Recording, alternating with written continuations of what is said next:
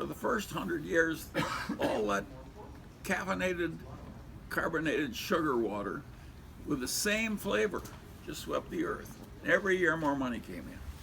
They were drowning in money for the better part of 100 years. Of course it was interesting, but of course that kind of spoils you. And now the basic stuff is going the other way. Do you think Coca-Cola and Pepsi still win the sparkling water battle? I don't know. I think they're both very strong companies, and I think they both have a lot of momentum in place. And Do you think if they were run by 3G, they would do better or worse? well, I guarantee they'd do a lot better the second year. Gone. If Glotz came to you and asked you to make a new company today, Who? Glotz, there's an article turning 2 million into 2 trillion. It's about creating a company that would be worth 2 trillion. Yeah, I know. I gave the talk. He wrote it to you today. What? If you came to you today, you wanted to do another company, what would you tell him? Well, I wouldn't do that because I did that only retrospectively. In other words, I knew the outcome when I created the story. Of course, that's a lot easier than starting now and projecting the future. So I can explain the past a lot better than I can predict the future. Surprise, surprise. And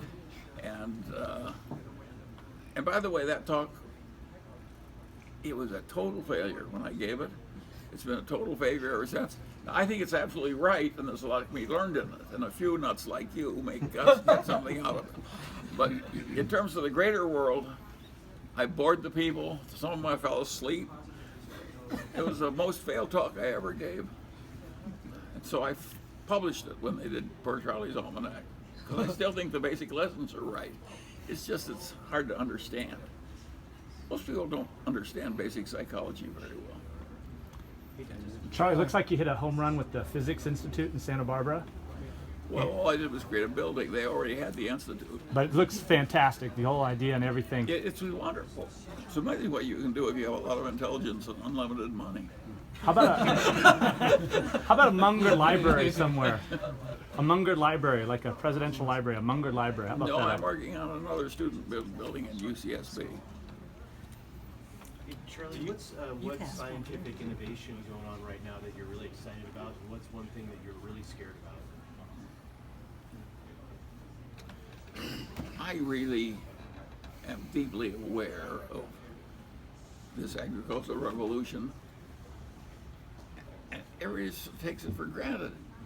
It wasn't, it isn't like agricultural, productivity had ever increased by 300% in a few decades.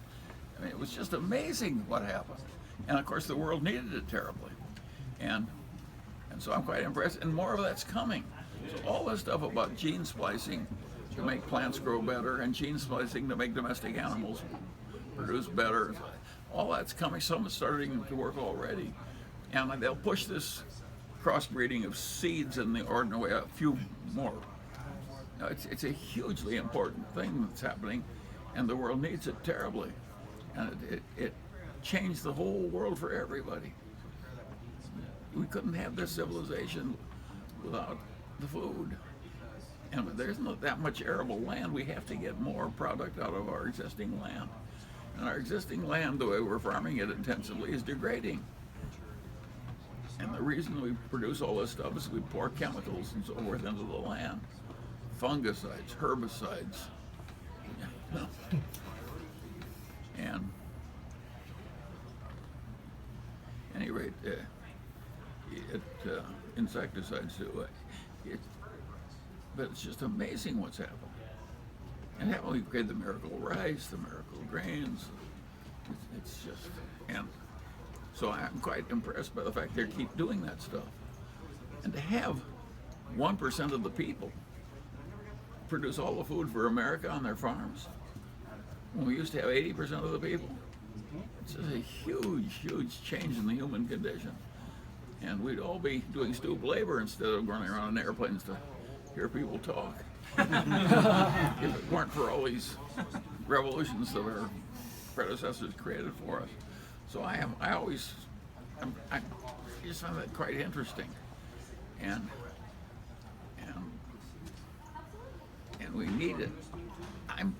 Costco, you know, buys a lot of produce now from vegetables grown in hothouses, and by and large, those are ethnic. Those are Chinese. The Chinese who are good. They, you know, funny 6-acre hothouse. They really know where every damn blade is growing, and it's not that different from rice growing. I mean, they're just very good at it, and that has a lot of potential that isn't that is coming. So I like the agricultural stuff. Most people just ignore it. We take it for granted, but I'm quite impressed by it. And Is America sufficiently proving to be a ham sandwich business in the last? What? Is America sufficiently proving to be a ham sandwich enterprise in the last few months? Well, there's a lot of good left in the American economy and the American people, partly because we're taking in so many talented people from these other nations. Think we've taken in from China, India, even Japan.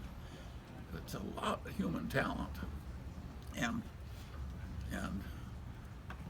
in the old days we got the poor people, you know, and that was harder because and now the Chinese that come here, they're not the poor Chinese.